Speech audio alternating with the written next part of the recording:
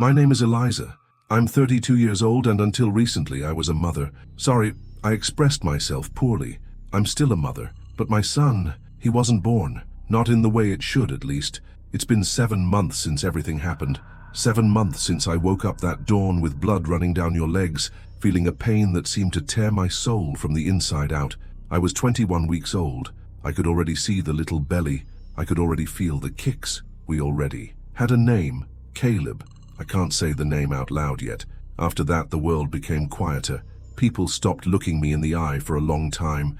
The messages stopped arriving. Even Mark, my husband, he never touched me the same way again. The house became too big, too cold, and the silence, God, the silence remained deafening. I moved into a cabin that belonged to my grandmother in rural Maine. Mark found that it would be good for me to spend time away from the city, from the pressure, from the pitying looks. The cabin is near Baxter Forest, surrounded by pine trees and a frozen lake that it reflects the sky with an almost menacing calm. At first it was actually good. Isolation.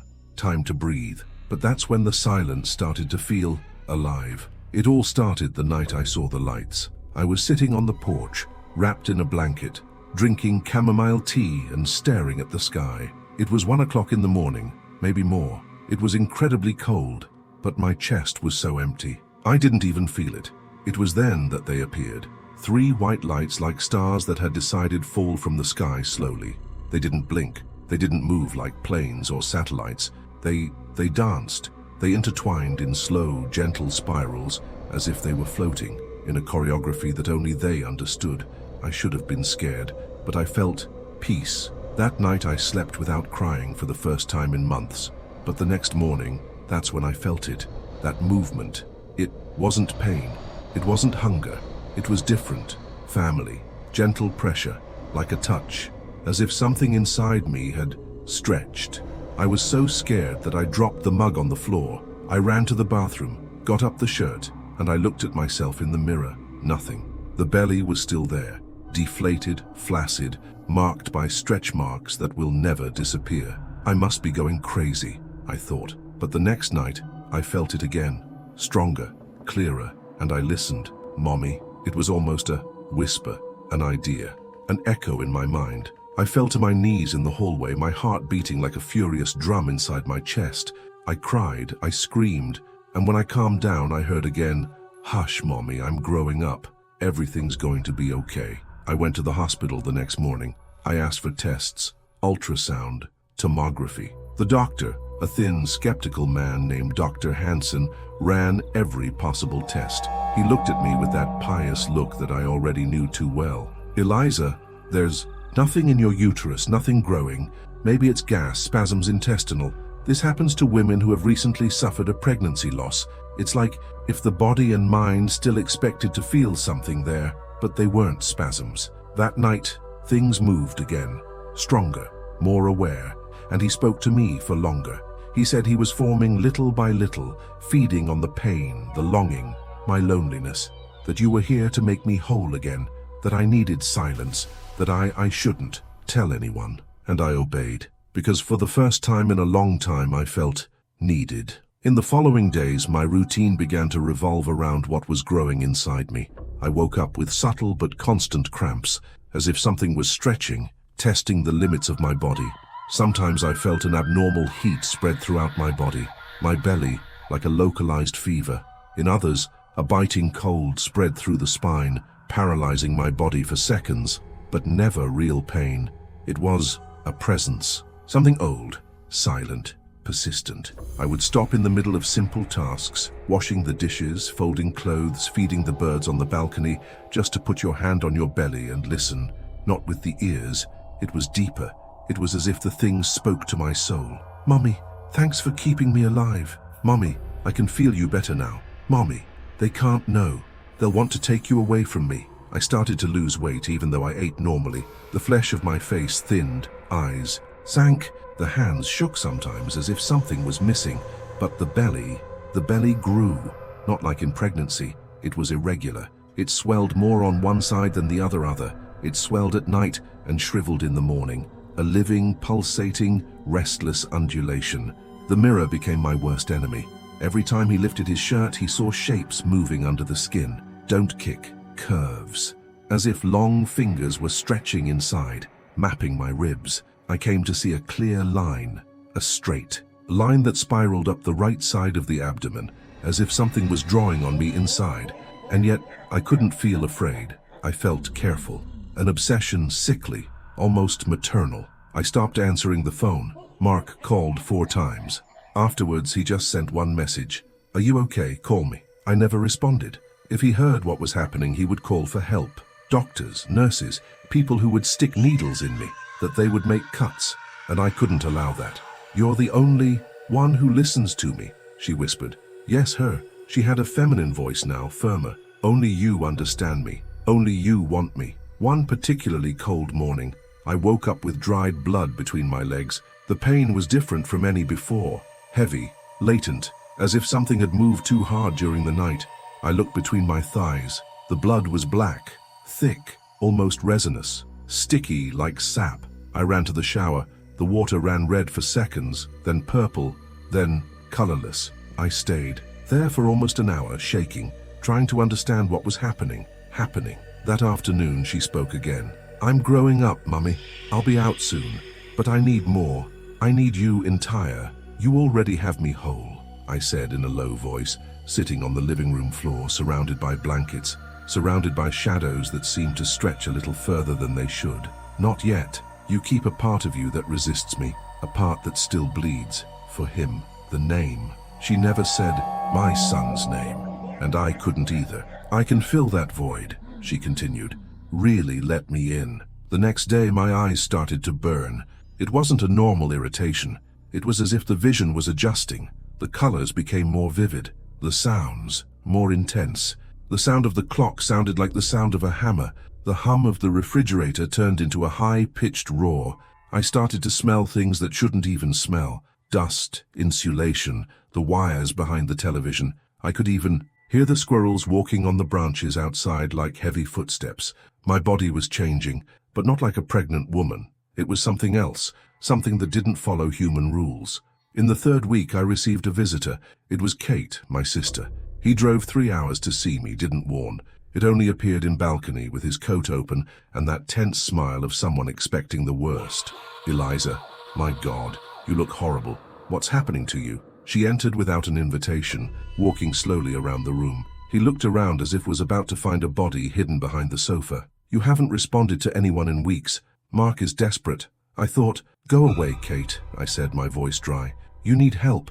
You're sick. This isn't normal. Look at you." She tried to get closer, touch me, but I backed away. My skin was on fire. Her touch made me feel sick. They'll take her away from me if they find out. And she needs me. She needs... Who is she? "Eliza, my daughter." Kate's eyes filled with tears. She took a step back. "You lost Eliza, you lost Caleb, and there's no one in there." The word cut me like a knife. It lost, as if it were a key or a wallet. I screamed, and that was when I felt the thing inside me stir with fury. A bulge emerged from my belly like a live pimple pushing against my skin.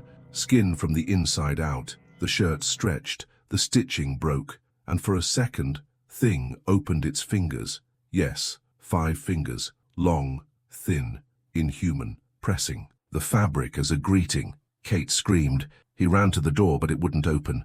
The locks were stuck. He started banging on the windows, crying, shouting my name. "She wants you to leave," I said, no longer recognizing my own voice. The wood on the walls seemed to pulse along with my body.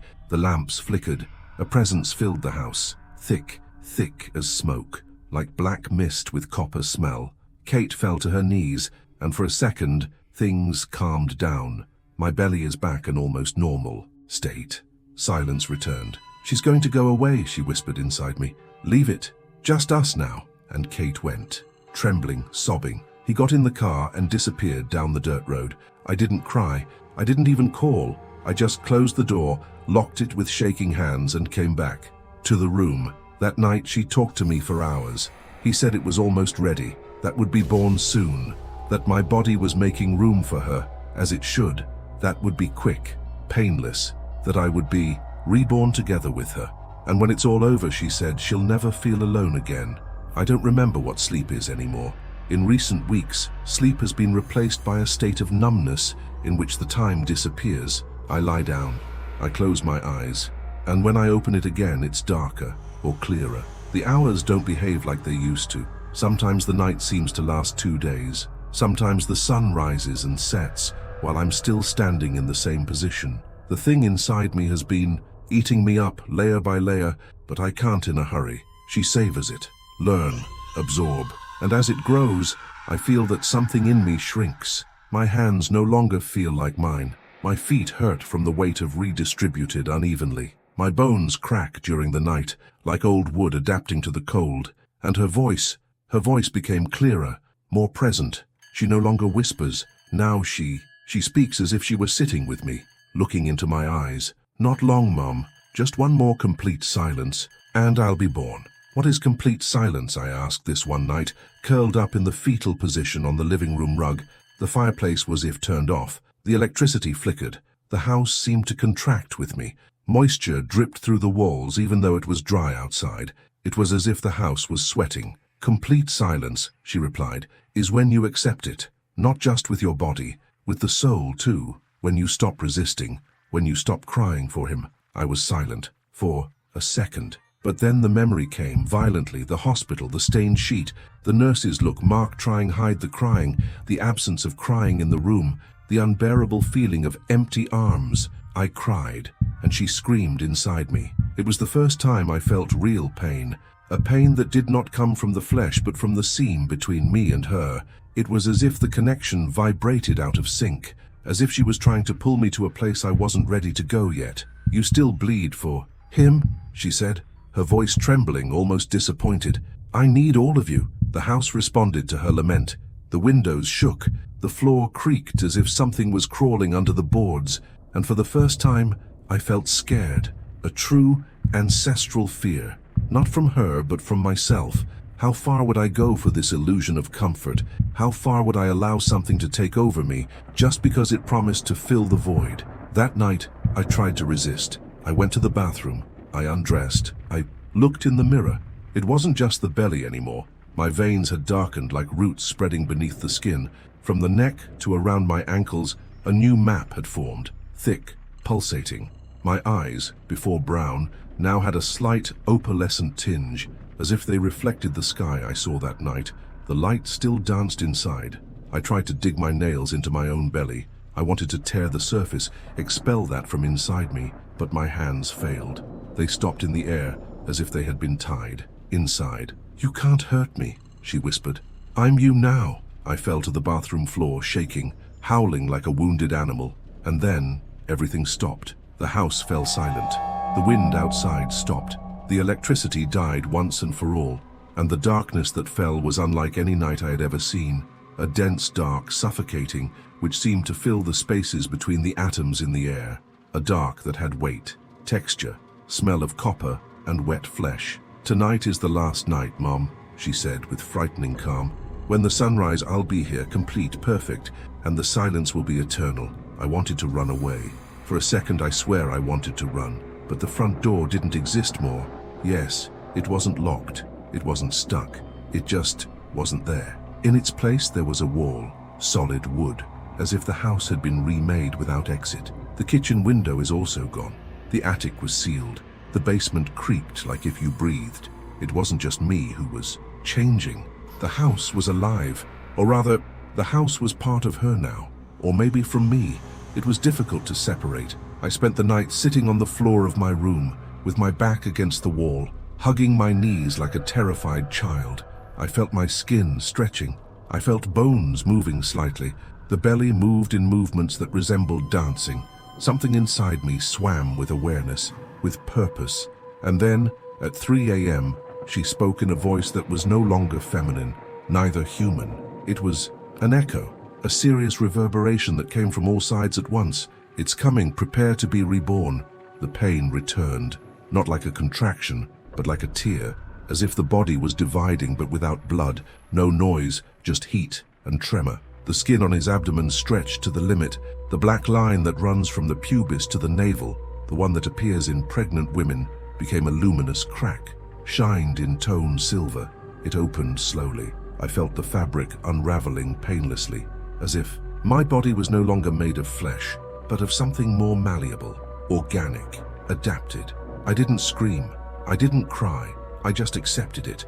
There was no longer Eliza, just her womb. There was no more room, just the uterus. There was no more world out there. The world was in me, and inside my womb, something was preparing to be born. When the first ray of sunlight broke through the crack in the wall, I realized that there was no comeback. The room was flooded with a pale, milky light, as if the world outside were covered in a dense fog. But I knew it wasn't fog. It was her, spreading, expanding. The symbiosis was no longer just internal. She used my body as a portal. Breathing came in waves, but not through the mouth or nose. I breathed through my skin. I felt the air entering through the hands, through the pores, through the back. It was as if oxygen itself had changed density and was now something more nutritious, more pure, or perhaps more compatible with what was about to come into the world. I lay down on the bedroom floor, completely surrendered. The belly was throbbing, not from pain, life. And then it started, an expansion, an impossible, silent, bloodless opening. The line of light that the cut across my abdomen widened, like a mouth slowly opening. Inside it I didn't see viscera, but a cocoon, organic, white, shiny like wet pearl. It pulsed with a calm frequency, like a heart at rest, and when the light of the sun touched it, it broke. There was no crying. There was no amniotic fluid. The creature came out like liquid mist, like living smoke, sliding out of me without noise, molding itself in the air, slowly taking shape. I couldn't move one muscle. She was paralyzed, not out of fear, but out of reverence. It was like being in front of something sacred, ancient, beyond all logic. The way it was, fluid. She had a feminine silhouette, but without a defined face. The limbs were long, elegant, bending at inhuman angles. The skin seemed to be made of mist and light. In place of eyes, two dark vortices slowly rotated like tiny galaxies. She crouched down in front of me. He extended his hand, and I felt it. I felt my soul, or what was left of it, detach from my chest and be pulled with delicacy. There was no pain. It was like letting go of an old burden. The sadness, the mourning, the guilt, everything was sucked out of me with a silent kiss. And for a moment, a single instantly, I felt completely at peace. Book. Now we are whole, she said. Now you can rest. I closed my eyes. When I opened it, it was no longer on the floor. He was standing next to her. I looked at my body, still lying down, still open, still shaking with remnants of life. But I no longer felt a connection with him. The flesh was a shell, a wrapper spent. I had been born again. My form was like hers, translucent, ethereal, adapted to the new density of the air. The pain was gone, and the silence. The silence was absolute, but it wasn't silent empty. It was complete silence, a silence full of meaning. Together we passed through the wall of the house, which disappeared like smoke, and entered the light. The world outside was no longer the same. The sky had lost its blue. It was white, a living, pulsating, breathing white. The forest around the cabin was folded in on itself, as if the space had been distorted, shaped to fit into another plane. The pines bowed as if in reverence. The birds were silent. The animals were gone. And there, on the horizon, other lights descended. Other births, other mothers, other voids filled by what shouldn't exist, but does. Because pain attracts. Pain creates holes. And there are things that live by entering these holes, adapting to them, feeding and growing. I was just one, among many. But now I am many too. They say that there are women who, after losing their children, start hearing things at night. Soft voices, sweet whispers that say, "Mommy." They say that some feel movements in their belly even, years after the uterus is empty, as if memory had flesh, as if absence left traces that move. But sometimes it's not memory. Sometimes it's an invitation. And if you listen, if you accept, if you let silence take over, she will be born too, inside you, and you will never be alone again.